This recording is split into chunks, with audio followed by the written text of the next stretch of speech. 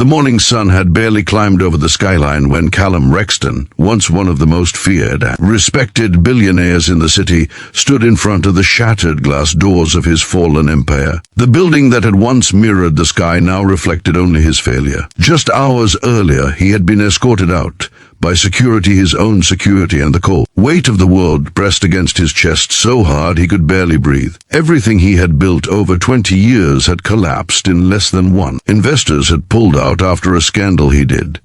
T-Commit, the media shredded his name into pieces, and his oldest friend had betrayed him for control of the company. His accounts were frozen pending investigations he knew nothing about. His mansion, cars, private planes, everything was already under legal seizure. All he had left was a rented apartment he had never once stepped into, and a life that suddenly felt unbearably quiet. He looked down at his trembling hands, realizing that he no longer recognized the man he was becoming. If you believe in kindness, second chances, and humanity, take a moment to like, comment, share, and subscribe to Kindness Spark right now. Your support means the world. For hours, Callum wandered the bright, noisy streets while the daytime sun made the city look alive, mocking the emptiness inside him. He had been powerful, confident, even arrogant at times, but he had never been cruel. Yet now, people whispered as he passed, wondering how the mighty could fall so low. Without money, he realized he was invisible to the same world that once bowed at his feet.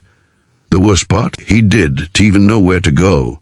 His mind could process the betrayal, the confusion, the avalanche of loss. Eventually, after walking until his legs ached, he arrived at the small furnished apartment the company had technically provided years ago for emergency use. He unlocked the door to find dust floating in the rays of daylight sneaking through the curtains, furniture covered in plastic, and silence so heavy it pressed against his ears. He sat on the floor because he did not even have the strength to remove the covers from the couch. For the first time since childhood, he cried. Not quiet tears, raw, messy, painful sobs that tore through him like broken glass. Hours passed.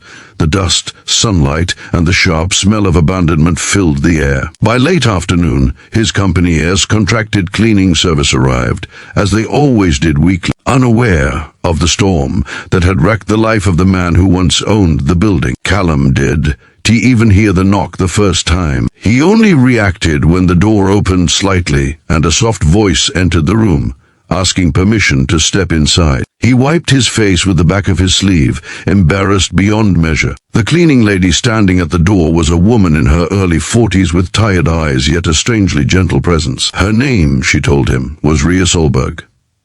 She had been assigned to this apartment for years, but had never seen the owner. She paused when she noticed his red-rimmed eyes, rumpled clothes, and the raw grief stamped across his face. She didn't ask who he was, didn't question why a grown man was sitting broken on the floor. Instead, she simply placed her cleaning supplies quietly on the counter and began tidying the room with soft, unintrusive movements, as if giving him space to fall apart without judgment. Callum expected her to be startled when he finally murmured that the apartment belonged to him, but she didn't react with shock or fear. Instead, she kept wiping the dusty shelf near the window, sunlight warming her shoulders as she worked. There was something deeply calming about her presence, as if she carried a quiet strength earned through years of surviving life. Heavier burdens. Though she said almost nothing, her silence was empty. It was comforting. He found himself slowly explaining what had happened, the betrayal, the scandal he did T-Commit, the loss of everything he had worked for. Maybe it was because he had no one else. Maybe it was because she didn't look at him like he was worthless. Maybe because she didn't know him as the billionaire everyone used to fear, whatever the reason he spoke. She listened, pausing only to gently place a glass of water beside him before returning to her work. The apartment slowly transformed as she cleaned, dust disappeared, sunlight brightened the room, and the stale air became fresh. It felt symbolic, as though she were not just cleaning his home, but quietly lifting pieces of the darkness, swallowing him. At one point, she mentioned with calm simplicity that life sometimes stripped people to the bone so they could rebuild themselves with stronger foundation. She said it not as advice, but as a truth she had lived. Callum learned that Rhea was a widow raising a teenage son, juggling multiple cleaning jobs, overdue bills, and a life full of challenges. Yet she still greeted every day with hope, because she believed pain was temporary but kindness echoed forever. Her perspective hit him like a warm shock. For the first time since everything collapsed, he felt something other than despair. He felt grounded, seen, human.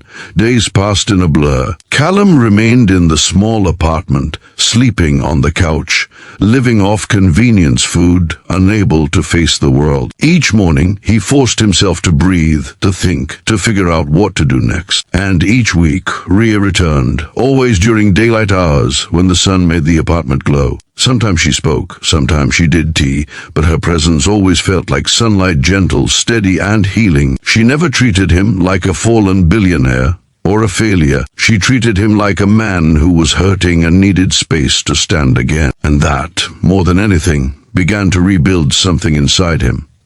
His shame slowly loosened its grip. His fear softened. His mind started working again. He began sorting through old files, contacts, and documents, looking for the root of the scandal. With clarity now returning to him, he noticed patterns he had missed earlier: emails, signatures, transactions. Proof that his former business partner, Adrian Vantel, had orchestrated the scandal from the shadows. Callum realized Adrian had stolen millions, forged his involvement, and leaked falsified documents to the media. The betrayal burnt him deeply, but now he had a reason to fight back. Not for money, not for revenge, but for himself. Rhea's presence had reminded him that he wasn't destroyed, just wounded. With renewed determination, he contacted a small legal firm that still believed in him. A new investigation began. Evidence piled up.